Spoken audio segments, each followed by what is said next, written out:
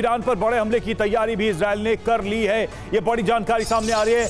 Israeli security cabinet ने इसकी मंजूरी दे दी है। 1 अक्टूबर को ईरान ने किया था हमला और उसके बाद से लगातार बैठकों का दौर चल रहा था। तो अब बड़ी जानकारी है कि ईरान पर हमले के लिए सिक्योरिटी कैबिनेट की मंजूरी मिल गई है। हमला कब, कहां और कैसे होगा, यह इस वक्त का सबसे अहम सवाल है।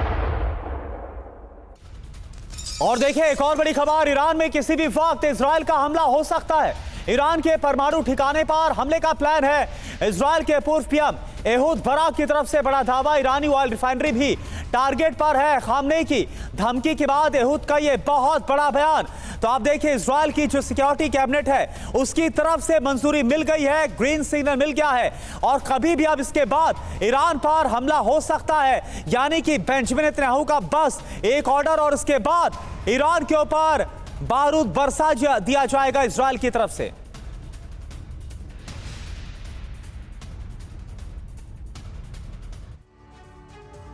तो एहूद की तरफ से जो विनाशक वाणी की गई, इस पर और सारे डिटेल आपको दे रहे हैं मेरे सहयोगी रवि।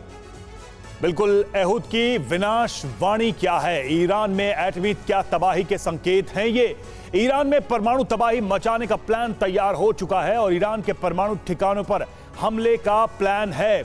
ऑयल रिफाइनरी पर विध्वंसक हवाई हमले होंगे। अमेरिका से रिफाइनरी पर हमले को लेकर चर्चा।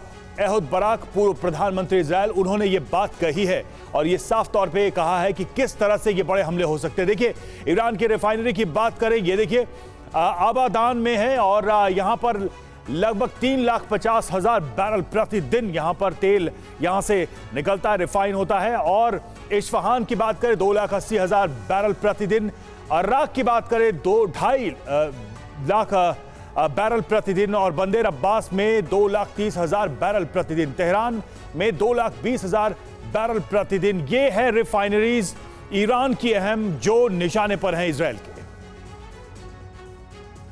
तो ये तमाम जो टारगेट हैं उनकी हम बात कर रहे हैं। हमारे साथ तमाम मेहमान इस वक्त जुड़े हुए, उनसे चर्चा करेंगे इस पर कि क्या ये जो रणनीति है ये अपने आप में एक बड़े युद्ध का संकेत है। ग्रुप कैप्टन डीके पांडे हमारे साथ रक्षा विशेषज्ञ जुड़े हुए हैं। ब्रिगेडियर शरदेंदु हमारे साथ इस वक्त जुड़े हुए हैं। रक्षा विशेषज्ञ नेवल कैप्टन श्याम कुमार हमारे साथ इस वक्त जुड़े हुए हैं। सुमित चौधरी हमारे साथ, हमारे सहयोगी भी जुड़ेंगे लेबनान से। लेकिन पहला सवाल डीके पांडे सर आप ही से, ये जो अब हम देख रहे हैं कि प्रतिष्ठानों को टारगेट करने के बाद, चाहे वो न्यूक्लियर रिफाइनरीज हो, अभी तो हम देख रहे थे आर्म्स डिपो को या फिर सैन्य ठिकानों को टारगेट किया जा रहा था, लेकिन अब ये स्टैब्लिशमेंट, ये इंफ्रास्ट्रक्चर निशाने पे है।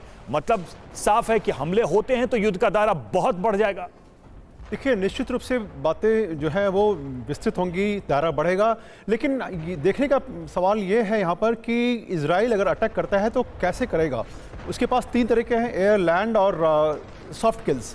तो एयर में अगर हम देखें ऑप्शंस क्या क्या उसके पास हैं, फाइटर एयरक्राफ्ट की एयर स्ट्राइक कर सकता है। दूसरे उसके पास हैं सरफेस टू सरफेस मिसाइल्स जिनका प्रयोग कर सकता है, ब्लास्टिंग मिसाइल्स है। जेरिको 3 जो है वो 2,500 किलोमीटर तक जा सकती है और हमें पता है कि ईरान इजराइल से 1,500 किलोमीटर के आसपास है औसतन।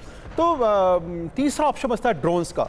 तो इन हालात में तीनों का कैसे प्रयोग होगा ये एक बहुत ही इंपॉर्टेंट डिसीजन है जो कि इजराइल को लेना होगा। लेकिन जो तीसरा ऑप्शन है सॉफ्ट किल का, मेरे ख्याल से वो बहुत ही पेचीदा तरीके से हल कर सकता है आक्रमण के तरीके को। लेकिन आप टारगेट किसको बनाएं, टारगेट बनाने की बात है तो निश्चित रूप से 6 एनालिस्ट से ये सवाल पूछा गया कि टारगेट क्या हो सकते हैं। सबने कहा कि ऑयल रिफाइनरीज और न्यूक्लियर साइट्स जो है वो टारगेट नहीं होंगे, क्योंकि बाइडन ने कहा है कि अगर मैं कमांडर होऊंगा तो मैं कभी अटैक नहीं करूंगा न्यूक्लियर साइट्स पर।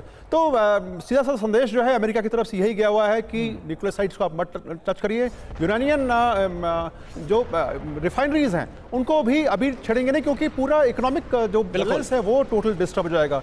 $80 प्रति बैरल के आसपास औसतन अभी रेट चल रहा है, 80 से थोड़ा कम है।